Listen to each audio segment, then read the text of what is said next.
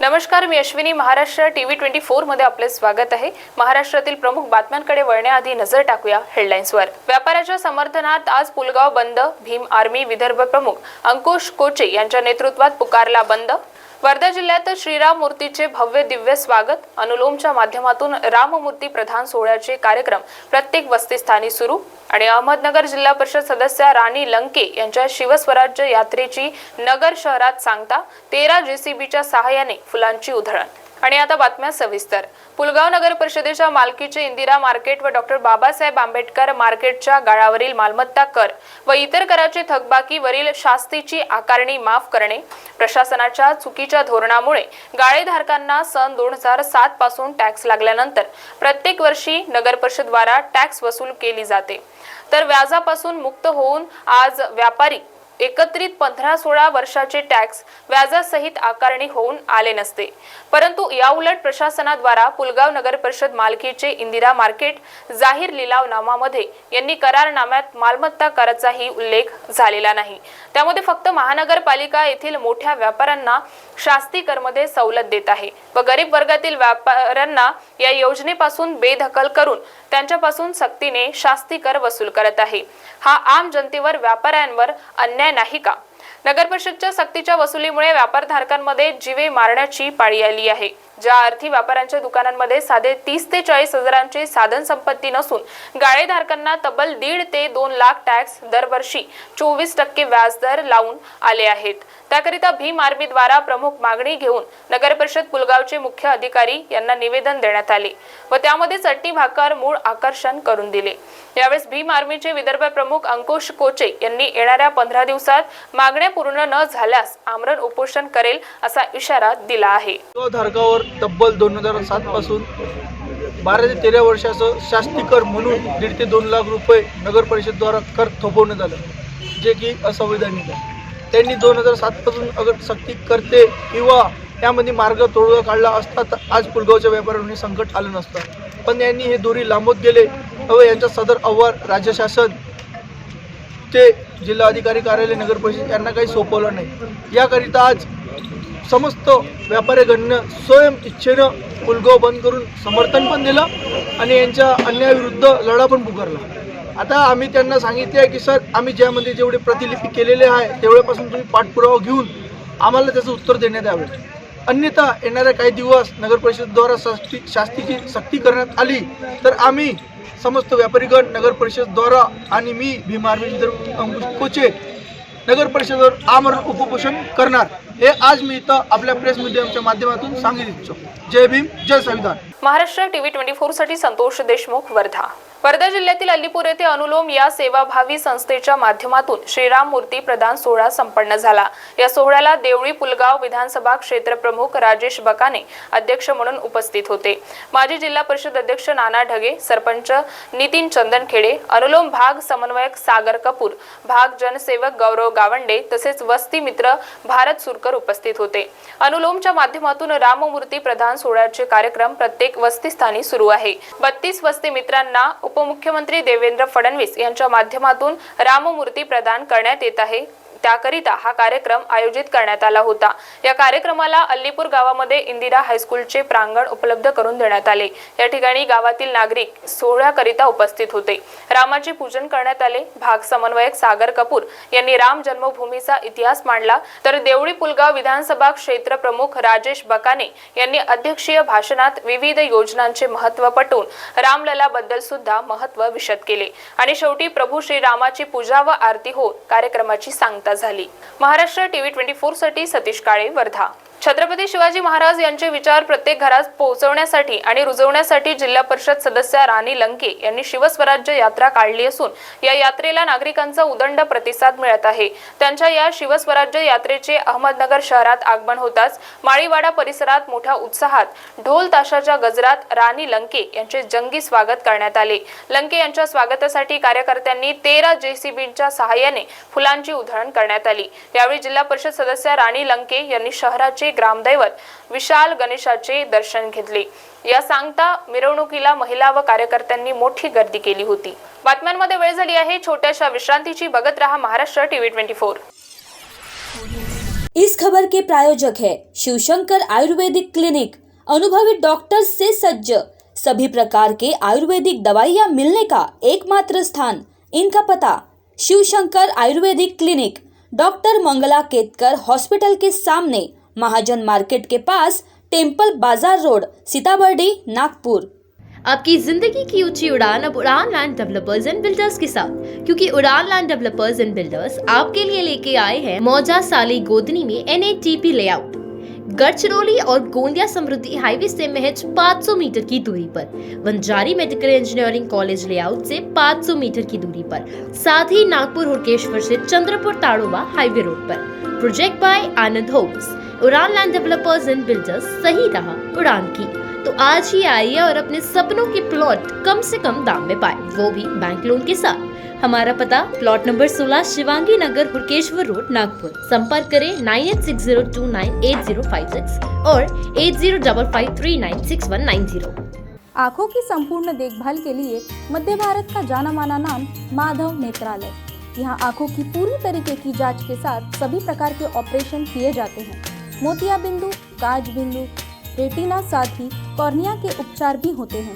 तिरछेपन और युवाओं में चश्मा हटाने का ऑपरेशन भी आधुनिक लेजर तरीके से होता है। आँखों की सभी समस्याओं व अधिक जानकारी के लिए संपर्क करें माधव नेत्रालय, साई मंदिर के पास, Gajanan Nagar T point, Ajni, Nagpur. Dial करें 6785200 या Madhav Netralaya premium centre, Vasudev Nagar metro station के पास, Hingna T point, Nagpur. Dial करें 35023000। विश्रांतीनंतर वळूया समोरील बातम्यांकडे। रेशन दुकानदारांच्या विविध मागण्यांसाठी गेल्या 15 दिवसापासून संप सुरू होता। या काळामध्ये नागरिकांना रेशन मिळालेले नाहीच, त्यामुळे नागरिकांची गैरसोय झाली होती। त्या अनुषंगाने रेशन दुकानदारांनी संप मागे घेतला असून सध्या रेशन दुकानांवर रेशन वाटप सुरू आहे। मात्र या ठिकाणी राशन कार्ड धारकांची गर्दी झाली असून 2 ते 3 तास रांगेत उभे राहावे लागत आहे, असे कार्ड धारकांनी सांगितले आहे। सर्वांना रेशन मिळत आहे, दिवसभर दुकान सुरू ठेवून हे वाटप करत आहे। यामध्ये शासनाने दिलेल्या मोफत तांदूळ व गहू हे वाटप होत आहे, अशी प्रतिक्रिया यावेळी राशन दुकानदारांनी दिली आहे। गेल्या 15 दिवसापासून दुकान बंद असल्यामुळे आम्हाला रेशन भेटत नव्हतं, पण आता शासनानं हे चालू केल्यापासून आता आम्हाला भेटू लागलेले। आता भेटायला भरपूर दिवस झाल्यामुळे एवढी गर्दी पडलेली आहे। आता मी 2-3 दिवसापासून चालू आहे, लाईनीमध्ये येऊन तर 3-4 घंटे झालेले। ये सब 15 दिन की हड़ताल थी हमारी, शासन ने हड़ताल रखा था।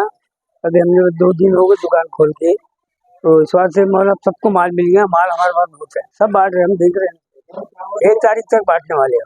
ये बोलिए सर, दुकान बंद थी हमारी 15 दिन, हड़ताल चल रही थी शासन की, इसलिए हमने बंद रखी थी। अब दुकान 2 दिन हो गए खुल गए, माल हम सबको बांटने वाले। हमारी हड़ताल थी, जो हमारी कुछ डिमांडें थी, वो डिमांड हमारे को जो है तो आश्वासन दिए गया है। और अभी 2 दिन से हमने शॉप ओपन किए है, आज का तीसरा दिन है। इसके वजह से इतनी गर्दी है और अभी हमारा माल वाटप चालू है। लोग इतने खड़े हैं, हम माल दे रहे हैं चैन। अभी फिलहाल हमारे घर गेहूँ चावल है, पर व्यक्ति को 2 किलो गेहूँ 3 किलो चावल है। हम जो है तो पब्लिक को अच्छे से माल बांट रहे हैं, आप देख रहे हैं कैसा माल चालू है। कल्याणमध्ये सुभाष मैदानाची मोठ्या प्रमाणात दुरावस्था झाली आहे। खेळाडूंनी याबाबत तक्रारी केल्या, मात्र महापालिकेकडून दुर्लक्ष होत आहे। याबाबत मनसेने आक्रमक पवित्रा घेतला आहे। आज मनसेच्या शिष्टमंडळाने महापालिकेचे अधिकारी संजय जाधव यांची भेट मैदानाच्या दुरावस्थेबाबत त्यांना जाब विचारला। यावेळी मैदानाच्या दुरावस्थेचे फोटो अधिकाऱ्यांना भेट देण्यात आल्या। तसेच मैदान सुस्थितीत करण्यासाठी 8 दिवसाचा अल्टिमेटम देत त्यानंतर आंदोलन करण्यात येईल, असा इशाराही यावेळी देण्यात आला आहे। सुभाष मैदानात जी दुरावस्था आहे त्या संदर्भात नागरिकांची वेळोवेळी तक्रारी आमच्याकडे येत होत्या। तर आमचे तिथले शाखाध्यक्ष त्या प्रभागाचे संदीप पंडित यांनी आज सकाळी सह्यांची एक मोहीम राबवली। त्यामध्ये शेकडो लोकांनी, प्रत्येक माणूस तिथे येऊन सह्या करून जात होता। आणि आज तिथलं जर बघाल तर जॉगिंग ट्रॅक आहे त्याच्यावर पण सांडपाणी जात आहे, ड्रेनेज लाईन उघड्या आहेत, कुठल्याही ज्या तुम्ही बसायला ज्या खुर्च्या आहेत त्यावर कुठेही खुर्च्या नाही आहेत, फक्त 2 बाजूचे अँगल फक्त राहिलेले आहेत। अक्षरशः संपूर्ण मैदानामध्ये धुळीचं साम्राज्य पसरलेलं आहे, गटर उघड्या आहेत। आणि ही जर आपण दुरावस्था बघितली, आज तिथे ज्या पोलीस अकॅडमीच्या ज्या मुली ज्या आज ट्रेनिंग घेत आहेत किंवा क्रिकेट खेळणारी जी मंडळी आहेत त्यांचे जर त्या मुलींना तिथे चेंजिंग रूम पण नाही आहे, उघड्यावर त्यांना ते सगळं करावं लागतं. ही संपूर्ण दुरावस्था. आणि जेव्हा आम्ही तिथे गेलो, नागरिकांची चर्चा केली, सर्व लोक आम्हाला त्या संदर्भात सांगत होते. भरपूर लोकांनी, सामान्य नागरिकांनी पत्रव्यवहार पण केला, तरी या प्रशासनाला जाग येत नाही. त्यासाठी मग आज आम्ही सगळ्यांनी, आमचे जिल्हाध्यक्ष असतील, आम्ही सर्वांनी आज त्याची पाहणी केली. अक्षरशः नरक यातना आपण जो बोलतो, आणि तरीही या मैदानावर असलेल्या प्रेमामुळेच लोक आज तिथे फक्त जॉगिंग करतायत. पाण्यातून चालत चालत लोक जॉगिंग करताना आज आम्ही सकाळी बघितली. निश्चितपणे हे कुठेतरी बदल व्हावा म्हणून आजच आम्ही एक त्या संदर्भात जे जे काही फोटो आहेत ते काढले, आणि त्या फोटोचं एक भेट त्यांना आज उद्यान निरीक्षकांना एक कटआउट दिला, आणि त्यांना एक 8 दिवसाचं एक सांगितलं की 8 दिवसामध्ये याच्यात बदल झाला नाही तर निश्चितपणे आम्हाला तिथे आंदोलन करावं लागेल. आता 14,50,00,000 त्यांनी चर्चा केली, सांगितलंय, पण गेली 2-3 महिने होऊन त्या गोष्टीला गेले, तर वर्ष झालं जवळजवळ त्या गोष्टीला, परंतु अजून काही निधी तो आलेला नाही. तर त्या संदर्भात आम्ही विचारलं की बाबा तुम्हाला जर पैसे नसेल तर तुम्ही तशा प्रकारे सांगा, तर मग आम्ही काहीतरी बसून जमा करतो आणि आंदोलन करतो आणि ते पैसे तुम्हाला लोकांना देतो, मग तरी त्याची दुरावस्था दूर होईल. तर अशा प्रकारे आम्ही सांगितलं, आणि त्यांचा निधी अजून काय आलेला नाही येतो. खेलो इंडियामधून काहीतरी ते बोलले, आणि लवकरात लवकर ज्या मुळात ज्या आता नागरिकांना अडचणी भेडसावतात त्या तोही दूर करण्यासाठी आम्ही त्यांना सांगितलं. महाराष्ट्र नवनिर्माण सेनेचा आमचा शाखाध्यक्ष संदीप पंडित यांनी आज सुभाष मैदानाची दुरावस्था पाहून एक सह्यांची मोहीम घेतली.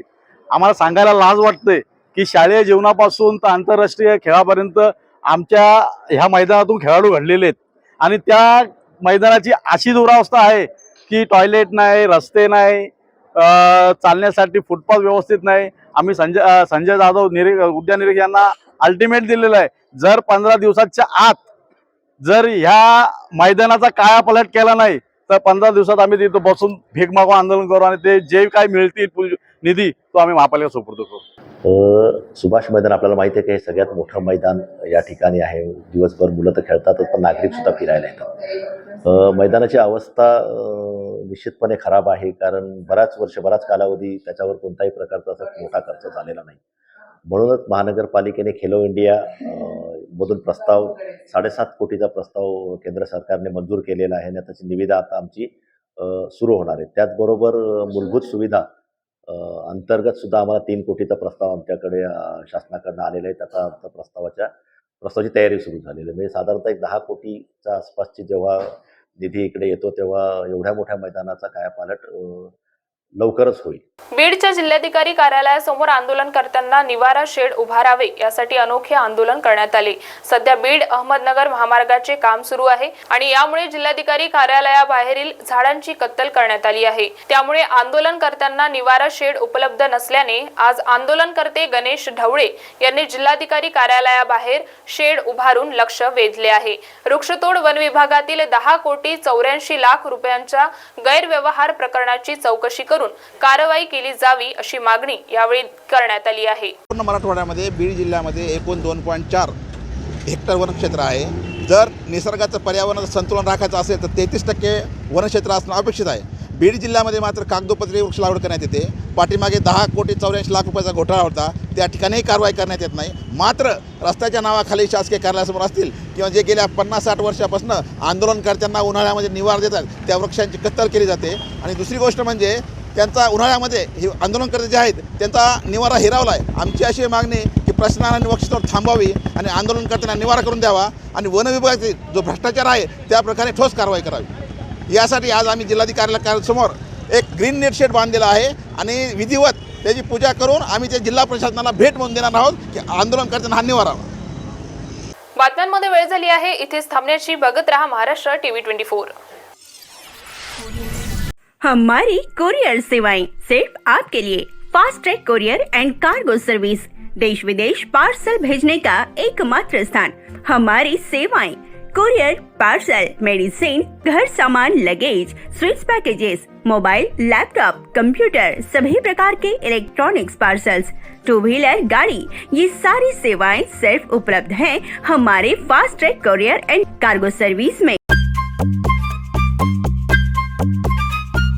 सबसे अलग दिखेगी आपकी पसंद कृष्णा मेंस। इंडियन हो या इंडो वेस्टर्न स्टाइल में अलग कृष्णा मेंस। कृष्णा मेंस, हमसे सस्ता कोई ना बेचे, दूल्हे राजा की पसंद कृष्णा मेंस। हमारे यहाँ coat pant, kurta pyjama, jacket, sherwani, shirt, jeans सब कुछ एक ही छत के नीचे। कोट पैंट 3050 से लेकर 20,000 तक, कुर्ता पैजामा 500 से लेकर 2000 तक। हमारा पता कृष्णा मेंस, नंगा पुतला चौक, जागनाथ रोड, गांधी बाग, नागपुर।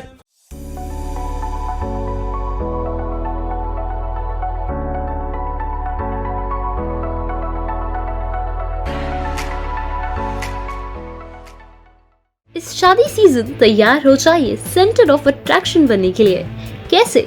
सचिन लाइफस्टाइल के बेहतरीन कपड़ों के साथ। जी हाँ, सचिन लाइफस्टाइल में ladies wear, kids wear, men's wear सभी सेक्शन के लिए कपड़े अवेलेबल हैं। और साथ ही में इस शादी की शॉपिंग को पॉकेट फ्रेंडली बनाने के लिए सचिन लाइफस्टाइल लेकर आए हैं आपके लिए फ्लैट 15% का ऑफ। तो अभी आइए और अपनी शादी की शॉपिंग सचिन लाइफस्टाइल से करके जाइए। हमारा पता शताब्दी चौक, बेलतरडी रोड, रामानगर, नागपुर।